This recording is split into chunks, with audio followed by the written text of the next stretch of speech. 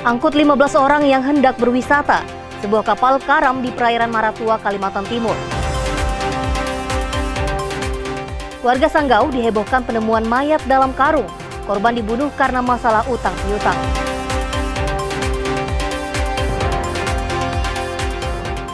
Menteri Sosial salurkan 2.000 paket sembako kepada korban banjir di Kalimantan Selatan. Buah durian banjir di Pontianak. Pedagang sampai tawarkan garansi tukar buah baru bagi yang tidak puas.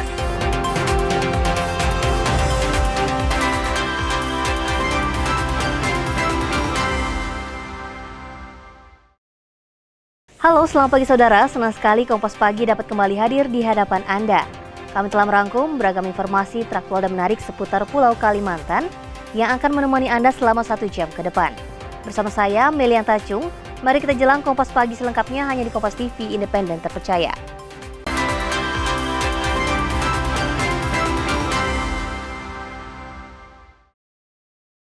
Kita ke informasi yang pertama. Saudara, seorang lansia meninggal karena terjebak saat peristiwa kebakaran yang menghanguskan 5 rumah di Anggana, Kutai Kartanegara, Kalimantan Timur. Masih terbakar, aduh.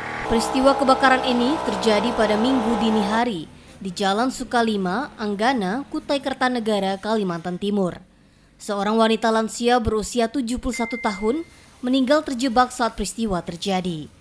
Korban diduga tak sempat menyelamatkan diri dan jenazahnya ditemukan di kamar mandi. Menantu korban yang tinggal tak jauh dari lokasi bilang, ibunya yang tinggal sendiri diduga panik tak sempat menyelamatkan diri lantaran kerap mengalami pikun. Orang tuanya ya itu di rumah sana. Oh, sendirian tinggal berarti Bu ya. Itu sudah terbakar semua anunya. Jadi kita nggak bisa menyelamatkan dari mana apinya karena udah besar betul apinya, Mas. Ya, itu mungkin dalam keadaan takut lalu lari ke WC karena ditemukan itu ada di WC. Terpanggang sudah di WC dia. Masih dari Kalimantan Timur, sebuah kapal karam di perairan Maratua, Berau, Kalimantan Timur. Satu keluarga yang hendak berwisata berjumlah 15 orang dievakuasi dengan selamat. Inilah detik-detik kepanikan penumpang kapal karam saat berusaha dievakuasi warga usai kapal yang mereka tumpangi menabrak karang. Peristiwa itu terjadi pada Jumat pagi 2 Januari 2026 saat kapal yang berisikan satu keluarga berangkat dari Kampung Bohesilian menuju Bukuan, tempat wisata di Maratua, Berau. 20 menit berlayar, kapal menabrak karang dan terbalik. Kasih Humas Polres Berau, Ibtu Muhammad Kasim Kahar menyebut, seluruh korban terdiri dari 15 orang dievakuasi dengan selamat. Dari Kalimantan Barat, warga Kabupaten Sanggau digegerkan penemuan mayat dalam karung di salah satu rumah kos. Peristiwa ini dipicu utang piutang dan perkataan kasar korban saat ditagih oleh pelaku. Peristiwa pembunuhan ini terjadi di sebuah rumah kos di Jalan Bujang Malaka, Kelurahan Beringin, Kecamatan Kapuas pada Kamis 1 Januari 2026. Tak lama berselang polisi menangkap pelaku yakni WF 21 tahun. Polisi menyebut kasus ini terjadi akibat utang piutang. Saat menagih korban M, 18 tahun, pelaku sempat cekcok dan berkelahi. Pelaku kemudian melilit leher korban dengan tali ember hingga membuat korban sulit bernapas. Setelah korban meninggal, pelaku kemudian mengikat dan memasukkan jasadnya ke dalam karung dan ditinggal di dalam kos. Korban ini memiliki hutang dengan pelaku senilai 700.000. Kemudian pelaku menagih kepada korban uang tersebut. Korban bukannya mengembalikan malah memaki pelaku dalam hal ini. Kemudian ada korban melempar rokok dan sempat membuat kedua belah pihak berkelahi di dalam kamar pelaku. Setelah dimasukkan di dalam karung, ditinggal di kamar pelaku, kemudian dia keluar dari kos dan pulang kampung ke daerah Landak. Sorotan selanjutnya, Saudara, Polresta Balikpapan mencatat sepanjang tahun 2025, jumlah kasus peredaran narkoba meningkat dibanding tahun 2024. Tercatat ada 339 kasus narkotika berbagai jenis dengan 387 tersangka. Di sepanjang tahun 2025, kasus peredaran narkotika di Kota Balikpapan terjadi kenaikan. Di tahun 2024 terdapat 323 kasus narkotika, namun di tahun 2025 ada 339 kasus narkotika berbagai jenis mulai dari sabu-sabu, ganja, pil ekstasi, hingga obat keras seperti pil koplo. Sementara jumlah tersangka yang diamankan sebanyak 375 tersangka laki-laki dan 12 tersangka perempuan. Kapolresta Balikpapan Kombes Pol Anton Firmanto bilang, peredaran narkoba masih menjadi momok di Kota Balikpapan dan penanggulangannya masih fokus di wilayah Kecamatan Balikpapan Barat. Dan ini adalah adanya peran penting masyarakat untuk memberikan informasi. Ini sangat penting sekali lagi terkait dengan pemberian informasi terhadap peredaran narkoba di Kota Balikpapan. Konsentrasi kepolisian khususnya Polresta Balikpapan untuk penanggulangan narkoba ini masih ada di wilayah barat. Tetap konsentrasi kita ke sana. Kita selalu bekerja sama dengan BNK, kemudian pemerintah kota untuk melakukan pencegahan-pencegahan. Baik itu pencegahan kepada masyarakat, kepada anak-anak sekolah yang kita harus lakukan betul-betul filterisasi agar anak-anak sekolah ini tidak menjadi dampak daripada peredaran narkoba. Polresta Balikpapan bersama BNN Kota Balikpapan dan pemerintah Kota Balikpapan bekerja sama untuk menanggulangi peredaran narkotika khususnya di usia pelajar. Iskandar Amir, Dahlan, Kompas TV, Balikpapan, Kalimantan Timur. Saudara, Polda Kalimantan Timur memberi sanksi pemberhentian tidak dengan hormat terhadap 17 anggota Polri yang melakukan tindakan pelanggaran berat di sepanjang tahun 2025. Di sepanjang tahun 2025, Polda Kalimantan Timur mencatat ada 84 kasus personil yang terlibat pelanggaran kode etik, 118 kasus pelanggaran disiplin, dan 8 kasus pelanggaran pidana. Meski secara umum jumlah pelanggaran di internal Polda Kalimantan Timur turun dari tahun 2024, namun dari jumlah ini ada 17 personil Polda Kaltim yang diberi sanksi pemberhentian tidak dengan hormat atau PTDH yang mayoritas tersandung kasus narkotika. Sanksi ini diberikan karena tidak ada toleransi jika ada anggota kepolisian di lingkup Polda Kalimantan Timur yang tersangkut kasus narkotika.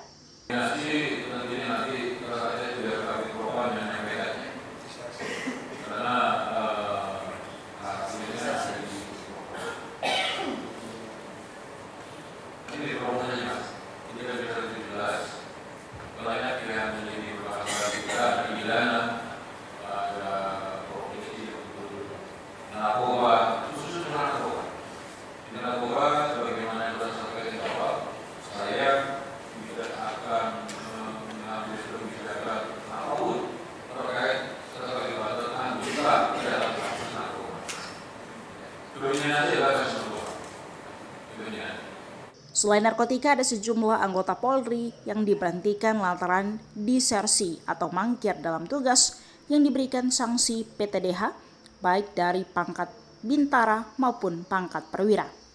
Iskandar Amir, Dahlan, Kompas TV, Balikpapan, Kalimantan Timur.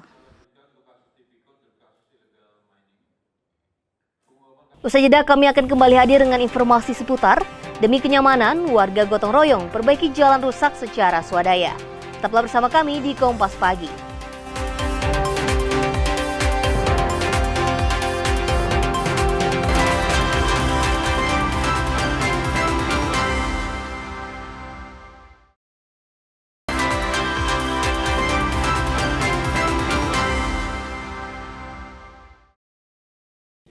Terima kasih Anda masih bersama kami di Kompas Pagi.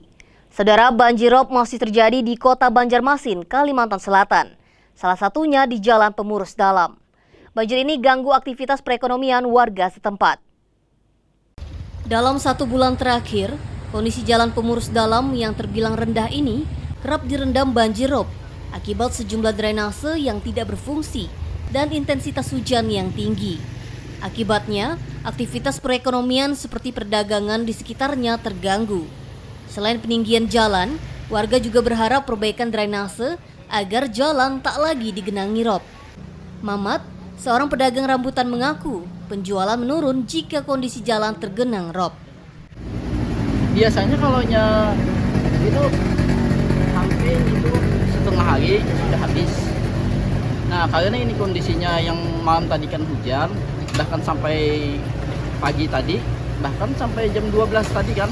Nah, itu selalu hujan, masyarakat itu enggan keluar rumah. Jadi berpengaruh sama penjualan kami. Makanya kami agak terlambat dalam berjualan untuk habisnya itu kan. Sementara itu saudara, tingginya genangan banjir membuat sejumlah rumah warga di Kelurahan Sungai Lulut, Kecamatan Banjarmasin Timur, Kota Banjarmasin, Kalimantan Selatan terendam air. Di tengah banjir, warga terus berupaya kompak bergotong royong di lokasi pengungsian. Di tengah tingginya banjir di kawasan Kelurahan Sungai Lulut, Banjarmasin, warga kompak bergotong royong di lokasi pengungsian. Warga saling membantu menyiapkan makanan di dapur umum.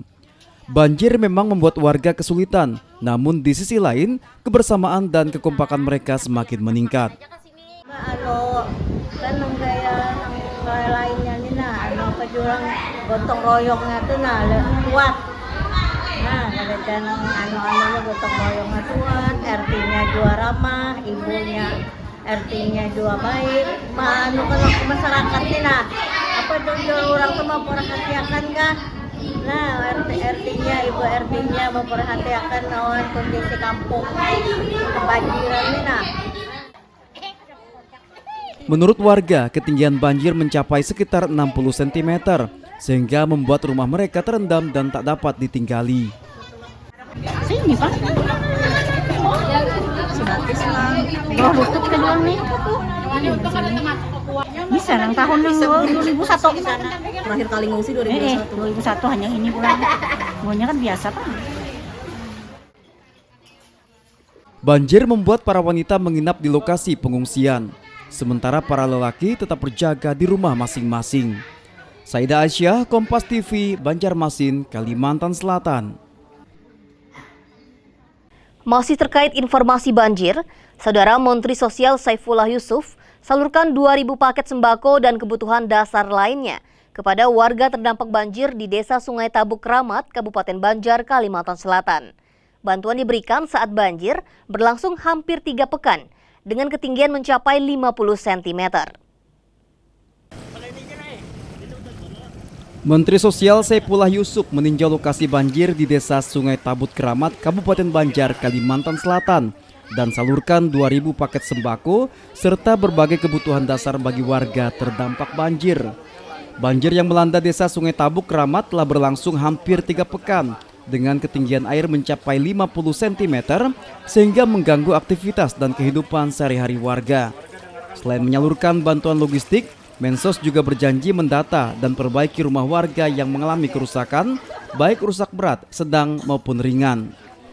Nanti BPBD bersama daerah akan melakukan pendataan untuk rumah yang rusak berat, rusak ringan, dan rusak sedang.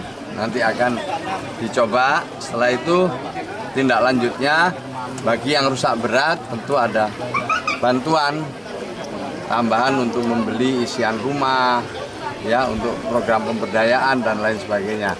Semuanya itu bergantung nanti kepada asesmen yang dilakukan oleh daerah beserta BNPB. Kedatangan Menteri Sosial ke lokasi banjir disambut antusias warga yang ingin memastikan bantuan yang diberikan sampai dan diterima secara merata. Perasaan kami bahagia benar. Kenapa Pak? Bahagia banget bantuan ini. Mudah-mudahan kena mantik kembali lagi. Selain meninjau lokasi banjir, Mensos juga mengunjungi gedung XUGD Puskesmas Sungai Tabuk 1 yang digunakan sebagai tempat pengungsian korban banjir. Terdapat 218 warga mengungsi yang mayoritas merupakan kelompok rentan mulai dari ibu-ibu, anak-anak hingga lansia. Arpawi, Kompas TV, Kabupaten Banjar, Kalimantan Selatan. Informasi selanjutnya, demi kenyamanan berlalu lintas, warga Jalan Kemuning, Desa Sungai Ambawang Kuala, Kecamatan Sungai Ambawang, Kabupaten Kuburaya, bergotong royong perbaiki jalan rusak. Perbaikan jalan sepanjang 300 meter ini merupakan hasil swadaya masyarakat. Melalui inisiatif dan kebersamaan, warga sepakat mengumpulkan dana dan tenaga untuk memperbaiki jalan tanpa menunggu bantuan dari pihak luar. Proses pengerjaan dilakukan secara gotong royong dengan alat seadanya. Perbaikan dilakukan dengan material aspal sepanjang kurang lebih 300 meter. Jalan ini merupakan akses utama bagi warga untuk beraktivitas sehari-hari, baik menuju tempat kerja, sekolah, maupun kegiatan ekonomi lainnya. Kondisi jalan yang rusak selama bertahun-tahun kerap menyebabkan ketidaknyamanan dan membahayakan pengguna jalan, terutama saat musim hujan. Ya, kegiatan hari ini syukur kami warga RT 05 RW 10 Kemuning Dusun 1 Sungai Ambawang sangat semangat untuk pengadaan perbaikan jalan. Benar-benar swadaya masyarakat tanpa ada bantuan dari siapapun, baik dari pemerintah atau aspirasi dewan. Ini benar-benar dari kami masyarakat yang senang hati, walaupun mereka memberikan sedikit, namun mereka senang sekali untuk swadaya ini berjalan dengan baik. Saudara, volume sampah di Banjarbaru, Kalimantan Selatan melonjak hingga 25%. Lonjakan sampah terasa signifikan saat jelang kegiatan 5 Rajab.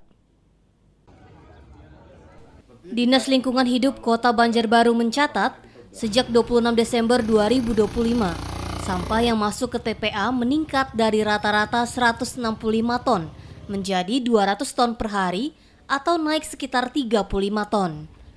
Kenaikan lebih tinggi terjadi pada 30 Desember dengan volume sampah mencapai rata-rata 216 ton per hari atau bertambah sekitar 51 ton. Menangani lonjakan sampah saat ada kegiatan masyarakat, DLH Banjarbaru mendirikan posko dengan melibatkan hampir 100 petugas kebersihan.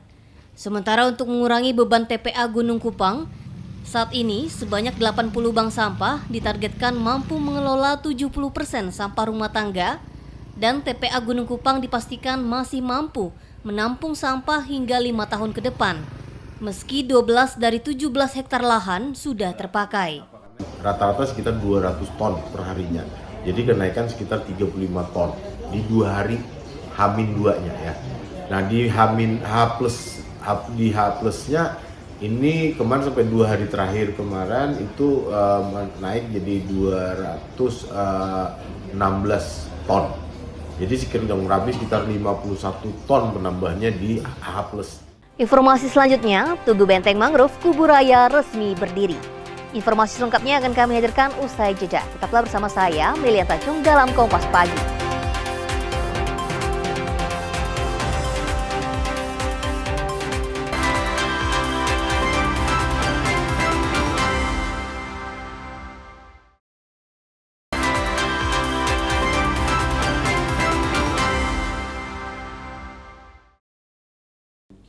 Terima kasih Anda masih bersama saya, Melian Tacung dalam Kompas Pagi. Saudara, pengguna fungsional terbatas Jalan Tol Balikpapan IKN tercatat tembus 56.000 kendaraan saat momen libur Natal 2025 dan Tahun Baru 2026.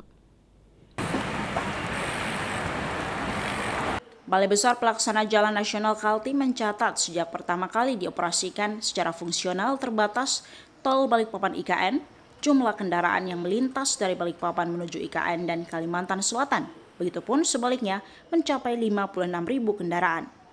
Dengan rata-rata harian kendaraan yang melintas sebanyak 4.600 kendaraan, sementara puncaknya terjadi pada tanggal 25 Desember lalu, di mana dalam sehari jumlah kendaraan yang melintas mencapai 10.000 kendaraan. Tol fungsional Balikpapan IKN dijadwalkan akan berakhir operasional pada tanggal 4 Januari 2026 dan diperkirakan jumlah kendaraan yang melintas mencapai 80.000 kendaraan. Tanggal 31 Desember 2025, tepatnya hari ke-12, tol fungsional jalan tol IKN ini dilalui. Secara keseluruhan total hingga hari ini total ada 56.000 kendaraan yang sudah melintas, mulai dari Balikpapan ke arah Penajam Pasir Utara dan Kalimantan Selatan, dan dari arah Balikpapan menuju IKN, KIPP, dan sebaliknya. Memang kalau kami menghitung rata-rata kendaraan lalu lintas harian rata-rata itu kurang lebih di 4.600 kendaraan per hari. Keberadaan jalan tol sepanjang kurang lebih 50 km membuat mobilitas menuju KIPP IKN dari Balikpapan menjadi lebih cepat. Jalan tol fungsional Balikpapan IKN direncanakan akan kembali beroperasi pada arus mudik Lebaran 2026 mendatang. Iskandar Amir Dahlan, Kompas TV, Balikpapan, Kalimantan Timur.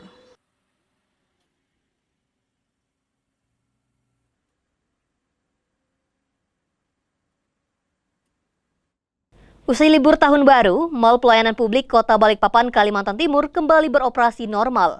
Di hari pertama kerja, ada 27 instansi membuka pelayanan kepada masyarakat.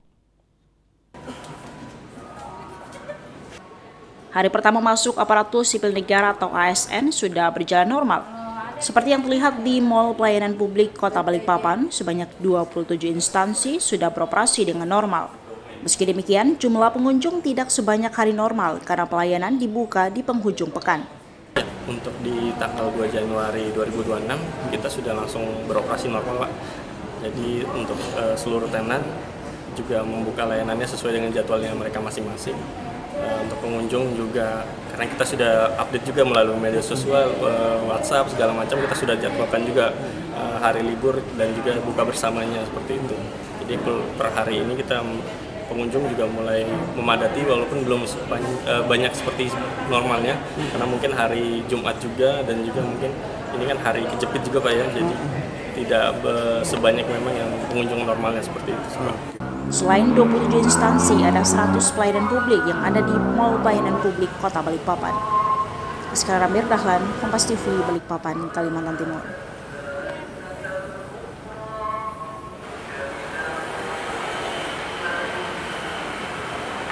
Kita ke informasi selanjutnya, Saudara. Kota Banjarbaru, Kalimantan Selatan, resmi memiliki upah minimum kota atau UMK sendiri per 1 Januari 2026.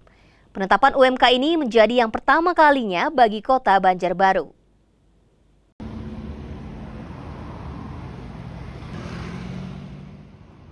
Sebagai ibu kota Provinsi Kalimantan Selatan, Banjarbaru resmi memiliki upah minimum kota atau UMK sendiri per 1 Januari 2026. Besaran UMK ditetapkan sebesar Rp3.800.000 atau lebih tinggi dari upah minimum Provinsi Kalimantan Selatan. UMK Kota Banjarbaru menempati posisi tertinggi ketiga di Kalimantan Selatan setelah Kabupaten Kota Baru dan Kota Banjarmasin. Mengenai penetapan upah minimum Kota Banjarbaru tahun 2026, yaitu sebesar Rp3.843.037,66. Besaran UMK ditentukan berdasarkan pertumbuhan ekonomi selama 3 tahun berturut-turut yang berada di atas provinsi, serta mempertimbangkan selisih pertumbuhan ekonomi dan inflasi yang bersifat positif. Yang pertama tadi berdasarkan pertumbuhan ekonomi 3 tahun berturut-turut di atas provinsi, kemudian tadi pertumbuhan ekonomi dikurangi inflasi positif, kemudian dalam penentuan angka ada formula khusus bagi kabupaten kota yang menetapkan UMK tersendiri berdasarkan persyaratan 2 indikator tadi dan fakta penuhnya. Setelah resmi memiliki UMK sendiri, pelaku usaha dan perusahaan di Kota Banjarbaru yang memenuhi syarat sudah diberikan sosialisasi untuk memberlakukan UMK. Nabila Ceva, Kompas TV, Banjarbaru, Kalimantan Selatan. Saudara, pemerintah Kabupaten Kuburaya meresmikan Tugu Benteng Mangrove dan Bundaran Gaforaya pada malam pergantian tahun 2025-2026. Bupati Kuburaya Sujiwo menyebut pembangunan tugu ini tidak menggunakan APBD, murni CSR dari pelaku usaha.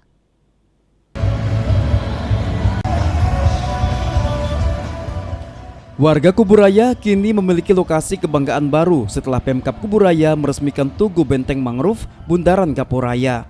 Peresmian disambut antusias masyarakat. Bupati Kuburaya Sujiwo menyebut total biaya pembangunan fasilitas ini mencapai 4,8 miliar rupiah, bersumber dari kontribusi para pelaku usaha lewat CSR atau tanggung jawab sosial. Karena 4 perusahaan ini yang berada di sekitar sini dan memberikan kontribusi. Selain itu juga beberapa perusahaan kebun, semua juga kami ucapkan terima kasih. Dan dunia usaha yang ada di sekitar ini. Pemerintah serupiah pun tidak memegang dana itu. Semuanya langsung ditransfer kepada pelaksana. Dan nanti insya Allah akan dipertanggungjawabkan kepada publik. Warga merasa bangga dengan pembangunan tugu dan bundaran ini karena bisa jadi salah satu ciri khas daerah. Harapan saya tentunya ini kita sebagai rakyat juga lebih menjaga kebersihannya, lebih menjadikan ini suatu kebanggaan. Kita harus lebih bangga karena kita juga punya suatu kebanggaan yang bisa kita pamerkan kepada yang lainnya. Kedepan, Pemkab Kuburaya berkomitmen membuka ruang investasi seluas-luasnya. Namun menurut Bupati Sujiwo, setiap investasi harus berjalan sesuai ketentuan hukum, serta membawa dampak positif bagi lingkungan, masyarakat, dan kepentingan nasional.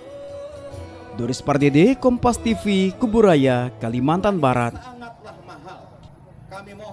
Memasuki musim buah, lapak penjual durian di Kota Pontianak, Kalimantan Barat mulai menjamur.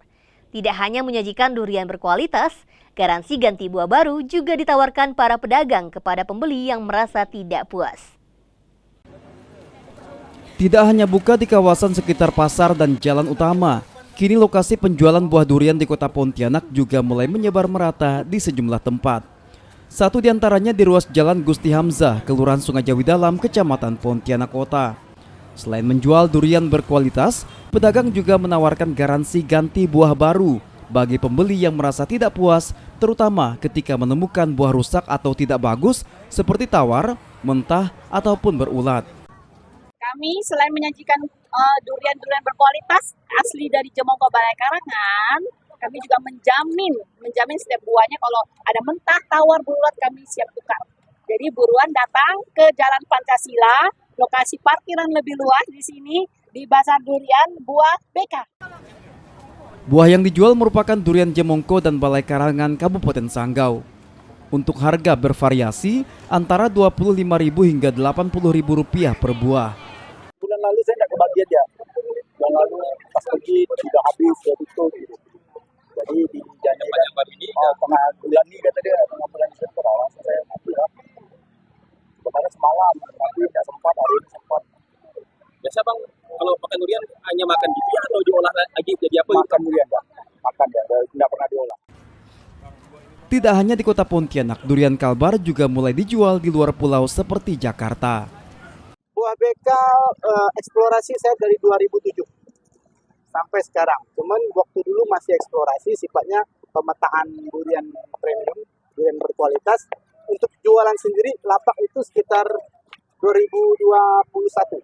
Selain di sini ada ngekspor keluar nggak? Misalnya ada pemesan luar atau gimana? Oh iya, saya sendiri untuk ekspor keluar sih belum ada ya, karena mungkin keterbatasan aturan. Tapi kita selalu kirim keluar kota. Saya kirim ke Jakarta dalam satu musim sekitar 7-8 ribu kotak dikirim keluar. Setiap hari lapak durian di kawasan ini menyediakan antara 1.000 sampai 1.200 durian. Tidak hanya makan di tempat, penjual juga melayani pesanan lewat ojek online. Dion Setiawan, Kompas TV, Pontianak, Kalimantan Barat. Wisata alam Tane Olen dipadati pengunjung.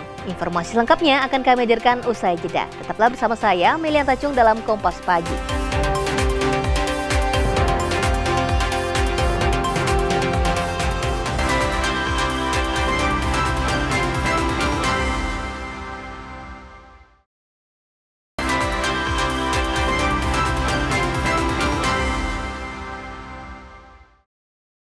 Terima kasih Anda masih bersama saya, Melian Tacung dalam Kompas Pagi. Saudara, kita ke informasi olahraga. Atletik menjadi cabang olahraga terbanyak menyumbang medali emas bagi Indonesia di SEA Games 2025. Di tahun 2026, PB Pasi sudah menyiapkan nama-nama atlet terbaik untuk bertarung di Asia Games 2026.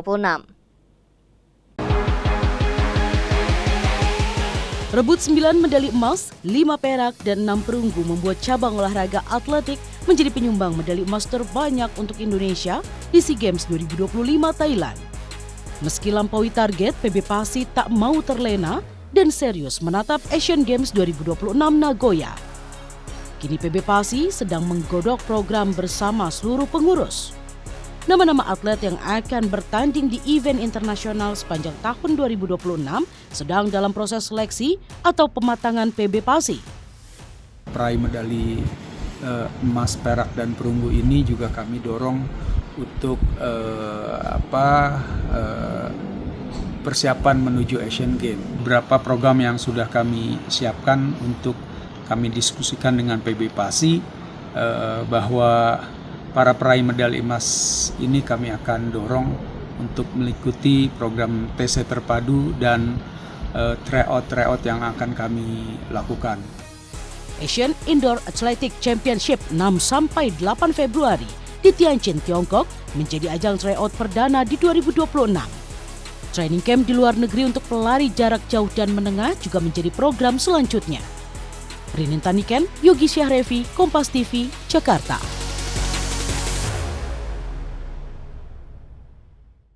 Wakil Gubernur Kalimantan Timur, Seno Aji, resmi membuka rapat kerja Komite Olahraga Nasional Indonesia. Agenda ini menjadi langkah strategis dalam merumuskan arah dan upaya peningkatan prestasi olahraga Kaltim, terutama persiapan PON 2028. Rapat kerja KONI Kalimantan Timur membahas secara menyeluruh strategi peningkatan prestasi atlet dan cabang olahraga. Fokus utama pembahasan adalah pembinaan atlet serta penguatan program setiap cabang olahraga. Upaya ini dilakukan agar mampu bersaing di level nasional maupun internasional. Dalam rapat, KONI Kalimantan Timur menetapkan target ambisius pada PON ke-22 tahun 2028, yaitu menembus posisi 3 besar nasional. Target ini dinilai bukan hal mudah, mengingat ketatnya persaingan dengan sejumlah provinsi kuat di Pulau Jawa yang selama ini mendominasi perolehan medali. Meski demikian, KONI Kalimantan Timur optimistis target tersebut dapat dicapai dengan mengandalkan atlet-atlet lokal berbakat. Dan kita berharap di PON 2028, PON yang ke-22, kita bisa menaikkan target kita. Tadi target dari Ketua KONI adalah 3 besar, dan tentu saja ini usaha yang sangat serius dan sangat ketat, karena kita bersaing dengan Pulau Jawa. Ada 4 atau 5 provinsi yang ada di Pulau Jawa yang menjadi pesaing kita. KONI berharap kualitas atlet terus meningkat sehingga turut meningkatkan kualitas medali emas. Harapannya potensi itu akan menjadi kekuatan, ya. Jadi potensi-potensi yang saya katakan tadi, semuanya yang ada itu apabila didukung oleh anggaran dan didukung oleh kepelatihan yang memadai, maka itu akan menjadi harapan meningkatnya kualitas atlet yang ujungnya akan bisa meningkatkan perolehan medali emas. Gitu, ya. KONI juga menegaskan komitmen untuk memberikan dukungan maksimal kepada seluruh cabang olahraga, terutama melalui penyediaan asupan program pembinaan dan dukungan anggaran yang memadai agar para atlet mampu meraih prestasi terbaik. Rijal Mustafa, Jasmine Japar, Kompas TV, Samarinda, Kalimantan Timur. Kita beralih ke informasi seputar pariwisata. Lokasi wisata Pantai Segar Sari Manggar, Balikpapan, Kalimantan Timur masih menjadi pilihan warga untuk menghabiskan liburan tahun baru 2026. Pantai Segar Sari Manggar masih menjadi pilihan pengunjung untuk menghabiskan waktu libur tahun baru. Tercatat ada 10.000 pengunjung di libur tahun baru 2026. Mereka datang bersama keluarga maupun kerabat. Pengunjung mengaku senang datang ke lokasi pantai ini karena tampilannya banyak perubahan dan tidak ada pungutan liar. Masih kecil terakhir ke sini dan banyak perubahannya, terutama di akses masuk ya, dan lebih tertata. Kalau dulu menurut saya sih banyak pungli-pungli ya, kalau sekarang lebih tertata aja, mulai dari tiket masuk dan segala macam.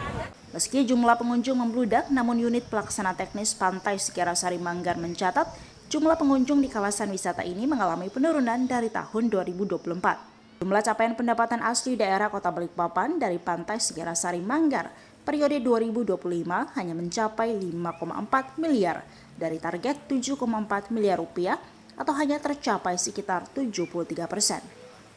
Penurunan capaian pendapatan asli daerah dipengaruhi beberapa faktor, termasuk hadirnya destinasi wisata baru di Balikpapan maupun di Ibu Kota Nusantara. Kalau secara keseluruhan ya memang ada penurunan dari target yang PAD yang ditargetkan kita di 7,4, kita baru bisa merealisasikan 73% atau sekitar 5,4 miliar. Jadi target kita memang tidak tercapai, kurang lebih hampir 2 miliar. Tahun 2026 target capaian PAD dari Pantai Singgarasari Manggar meningkat dari 7,4 miliar rupiah menjadi 7,5 miliar rupiah. Pihak UPT optimis bisa mencapai target dan berinovasi agar bisa menarik jumlah wisatawan baik dari Balikpapan dan sekitarnya. Iskandar Amir Dahlan, Kompas TV, Balikpapan, Kalimantan Timur.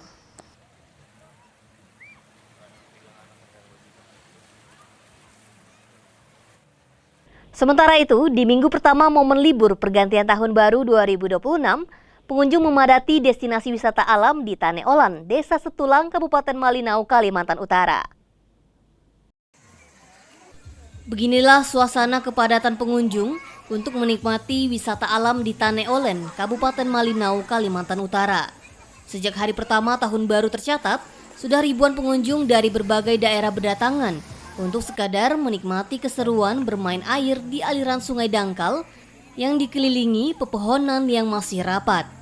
Salah satu pengunjung dari luar daerah mengaku senang dan puas lantaran suasana alamnya yang bersih dan terjaga. Pengunjung yang datang biasanya juga bisa piknik dan membawa makanan untuk dinikmati bersama keluarga. Saya mendengar di sini di Taneolen ada wisata yang banyak sekali ribuan ikan yang ada di wisata sini. Jadi saya menikmati dengan keluarga bersama teman-teman yang ada di sini dan keluarga besar dari Pak Anwar. Kami diajak untuk melihat situasi alam yang ada di Taneolen. Selain akses menuju destinasi alam ini seperti jalanan yang sudah diaspal, pengelola destinasi juga diminta menambah gazebo untuk tempat para pengunjung beristirahat serta membersihkan kayu yang menghalangi aliran sungai. Tidak seperti tahun-tahun yang lalu.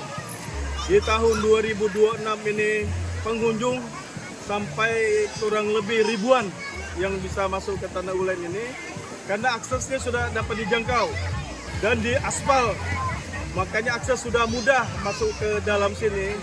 Kalau bisa nanti gazebo-gazebo yang ada ditambah lagi, seperti kayu-kayu yang ada di depan sini, supaya anak-anak dan kita semua berenang di sini menjadi nyaman. Jika Anda berada di Kabupaten Malinau, tempat ini bisa menjadi alternatif objek wisata alam yang bisa dikunjungi. Rijal Mustaf, Jasmine Jafar, Kompas TV, Malinau, Kalimantan Utara. Jangan kemana-mana, kami akan kembali usai pariwara berikut ini. Tetaplah bersama kami di Kompas Pagi.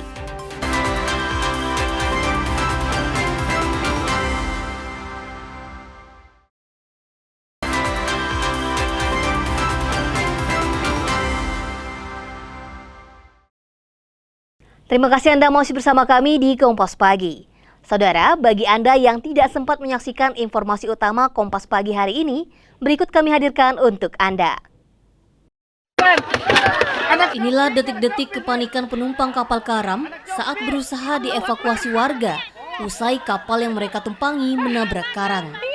Peristiwa itu terjadi pada Jumat pagi 2 Januari 2026 saat kapal yang berisikan satu keluarga berangkat dari Kampung Bohesilian menuju Bukuan, tempat wisata di Maratua, Berau. 20 menit berlayar, kapal menabrak karang dan terbalik. Kasih Humas Polres Berau, Ibtu Muhammad Kasim Kahar menyebut, seluruh korban terdiri dari 15 orang dievakuasi dengan selamat. Peristiwa pembunuhan ini terjadi di sebuah rumah kos di Jalan Bujang Malaka, Kelurahan Beringin, Kecamatan Kapuas pada Kamis 1 Januari 2026. Tak lama berselang polisi menangkap pelaku yakni WF 21 tahun. Polisi menyebut kasus ini terjadi akibat utang piutang. Saat menagih korban M, 18 tahun, pelaku sempat cekcok dan berkelahi. Pelaku kemudian melilit leher korban dengan tali ember hingga membuat korban sulit bernapas. Setelah korban meninggal, pelaku kemudian mengikat dan memasukkan jasadnya ke dalam karung dan ditinggal di dalam kos. Korban ini memiliki hutang dengan pelaku senilai 700.000. Kemudian pelaku menagih kepada korban uang tersebut. Korban bukannya mengembalikan, malah memaki pelaku dalam hal ini. Kemudian ada korban melempar rokok dan sempat membuat kedua belah pihak berkelahi di dalam kamar pelaku. Setelah dimasukkan di dalam karung, ditinggal di kamar pelaku, kemudian dia keluar dari kos dan pulang kampung ke daerah Landak. Menteri Sosial Saifullah Yusuf meninjau lokasi banjir di Desa Sungai Tabut Keramat, Kabupaten Banjar, Kalimantan Selatan dan salurkan 2.000 paket sembako serta berbagai kebutuhan dasar bagi warga terdampak banjir. Banjir yang melanda Desa Sungai Tabuk Keramat telah berlangsung hampir 3 pekan dengan ketinggian air mencapai 50 cm sehingga mengganggu aktivitas dan kehidupan sehari-hari warga. Selain menyalurkan bantuan logistik, Mensos juga berjanji mendata dan perbaiki rumah warga yang mengalami kerusakan, baik rusak berat, sedang maupun ringan. Nanti BPBD bersama daerah akan melakukan pendataan untuk rumah yang rusak berat, rusak ringan, dan rusak sedang. Nanti akan dicoba, setelah itu tindak lanjutnya bagi yang rusak berat tentu ada bantuan tambahan untuk membeli isian rumah, ya, untuk program pemberdayaan dan lain sebagainya. Semuanya itu bergantung nanti kepada asesmen yang dilakukan oleh daerah beserta BNPB. Kedatangan Menteri Sosial ke lokasi banjir disambut antusias warga yang ingin memastikan bantuan yang diberikan sampai dan diterima secara merata. Perasaan kami bahagia benar. Kenapa, Pak? Bahagia banget bantuan ini. Mudah-mudahan kena mantik kembali lagi. Selain meninjau lokasi banjir, Mensos juga mengunjungi gedung ex-UGD Puskesmas Sungai Tabuk 1 yang digunakan sebagai tempat pengungsian korban banjir. Terdapat 218 warga mengungsi yang mayoritas merupakan kelompok rentan mulai dari ibu-ibu, anak-anak hingga lansia.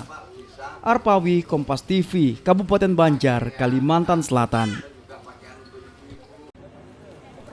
Tidak hanya buka di kawasan sekitar pasar dan jalan utama, kini lokasi penjualan buah durian di kota Pontianak juga mulai menyebar merata di sejumlah tempat.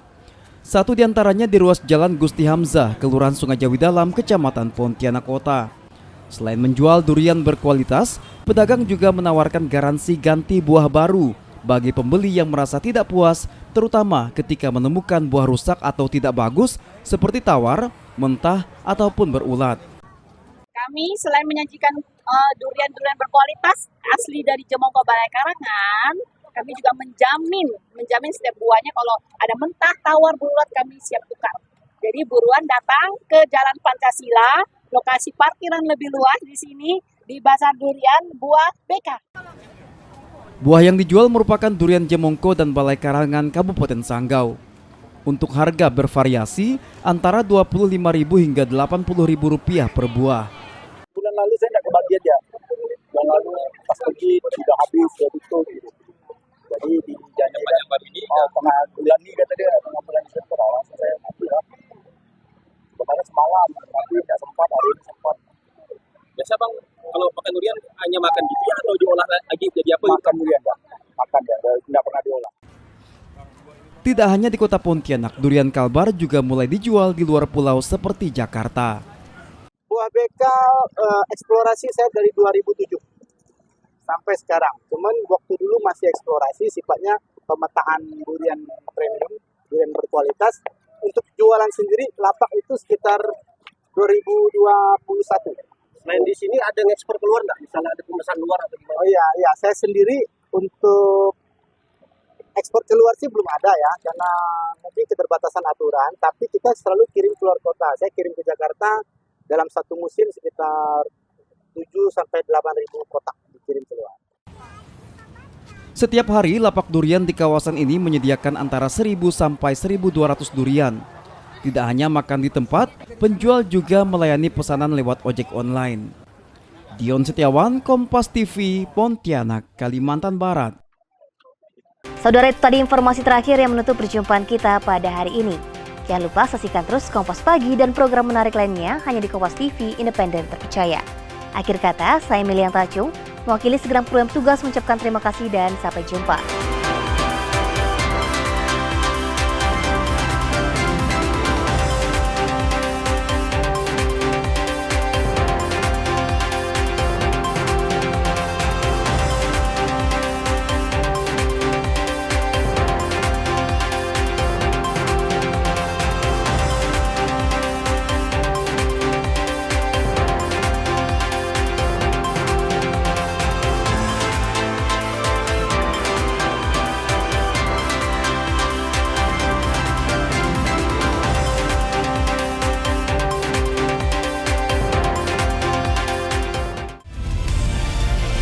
Kompas TV, independen, terpercaya.